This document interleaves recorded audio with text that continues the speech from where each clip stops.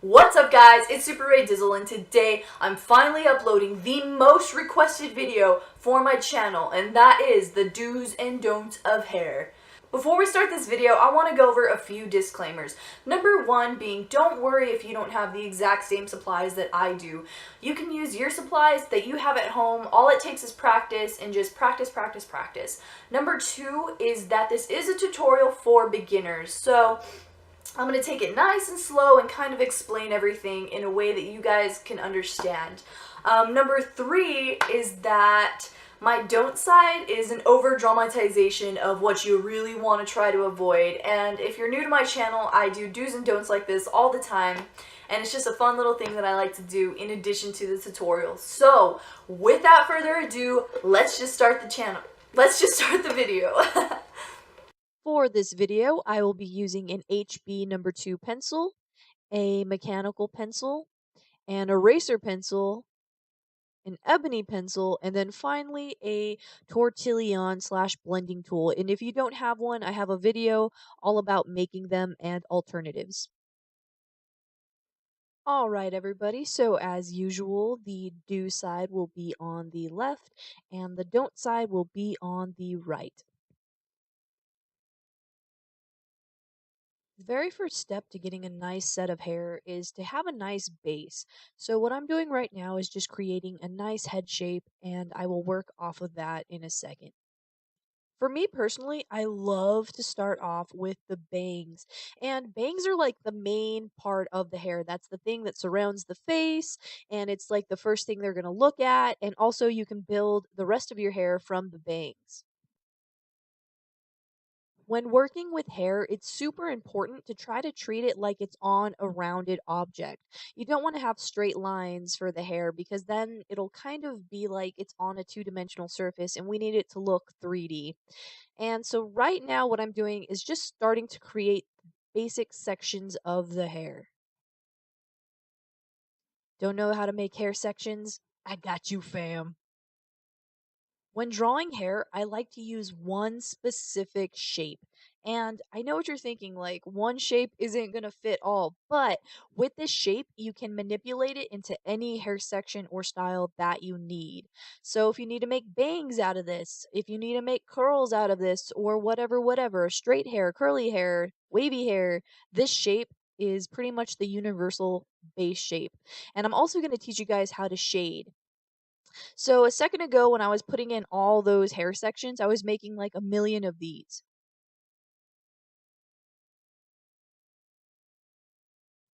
Back at it again with the do's and continuing making those hair sections. And hair sections are so much better than ever trying to like put every single hair in the drawing. And the reason for that is that hair sections look more realistic because you can add shadows and highlights. And in real life, hair kind of clumps together naturally, Your hair isn't always just like one strand, two strands. It's always kind of clumped together to create little sections. I mean, unless you have like dreadlocks or something. And don't get me wrong, dreadlocks are pretty cool. We are pro dreadlocks on this channel. On to our first don't. And this is to create the hair in one giant section. And if you're making like a cartoon, I'm sure this would be fine, but it's not how hair is in real life.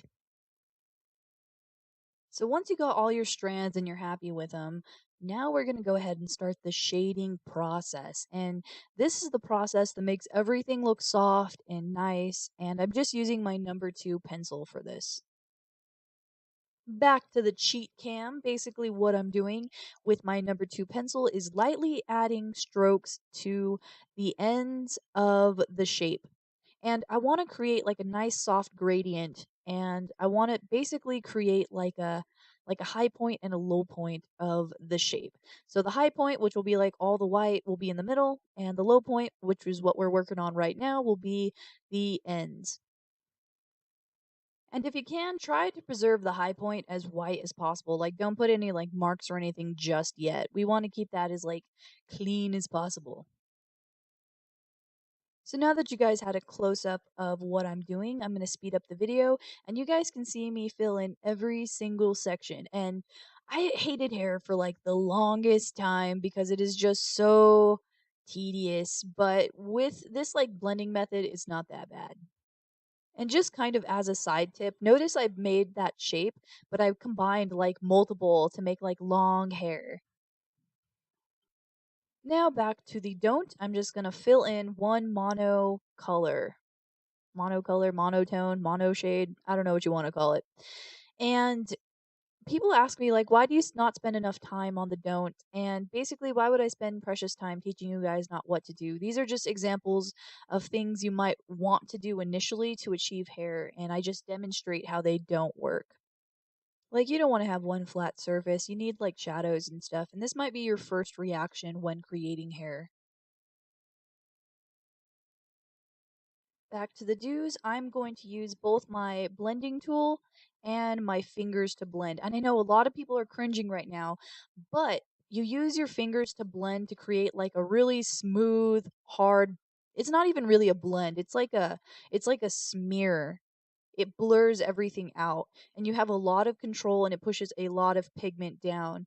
You can do this with a blending tool, but it will come out kind of like lines, and right now we're not trying to get lines. Streaky, that's the word I'm thinking of. In my opinion, using your finger will be the best way to completely make a nice blurred line. We're not going into details though, so later on be sure to get a blending tool. So I'm going to repeat the step of adding lines only with my ebony pencil. And an ebony pencil, I've said before, is just a basic pencil but with really, really, really dark graphite. And I've been really into this because it just blends like a dream. Although you will see later in the video that it's like highly reflective, so my light's kind of like caught on that reflection. You don't have to have an ebony pencil. You can just press really hard with a mechanical pencil, which I actually later do in the video. And when using an ebony pencil or like a pencil that has like really dark lead, you want to try to avoid muddying up the highlights because then you're not going to have that nice reflective surface. You're just going to have like a one-toned looking hair strand, and that's not something you want when you're trying to create hair.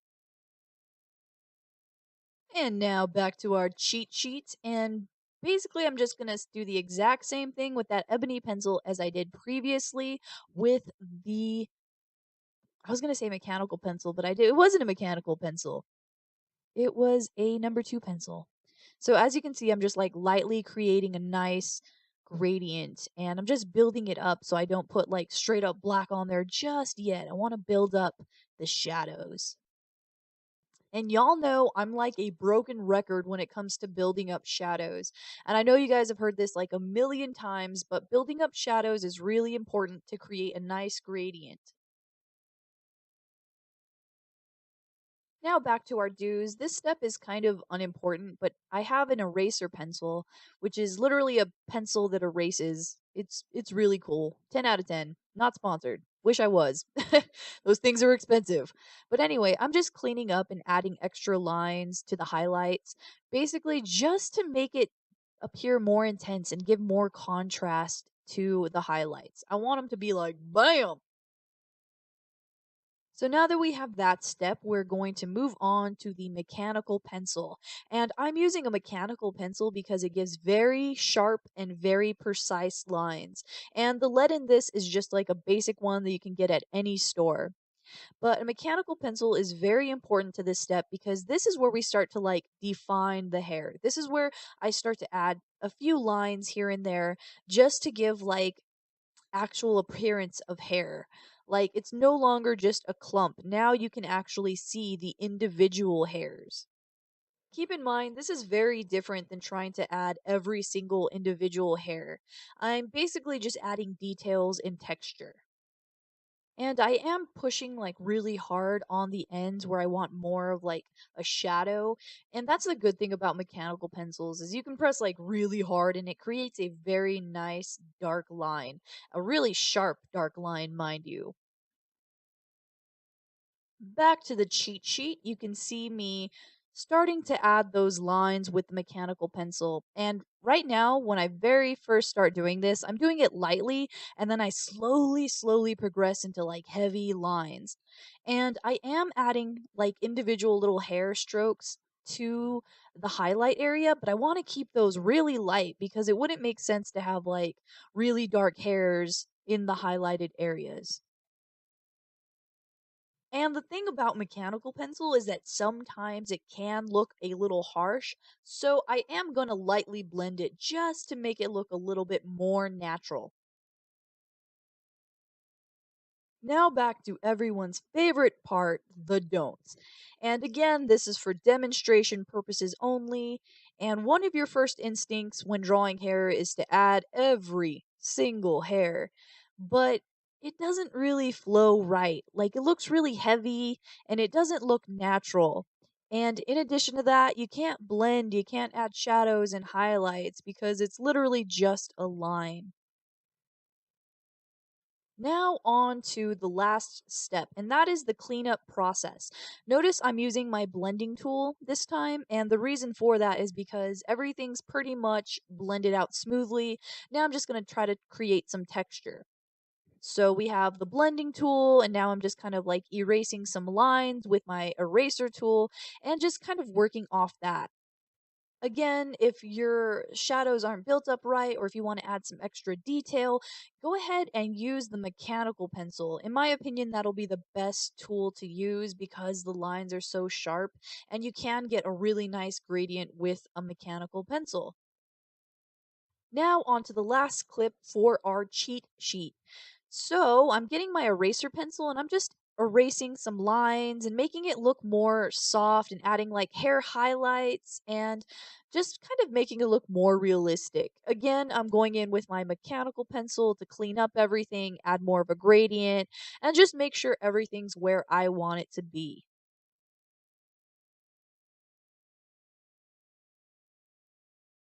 Okay, guys, that is all the tips and tricks I have for you today. If you have any questions, leave them down below.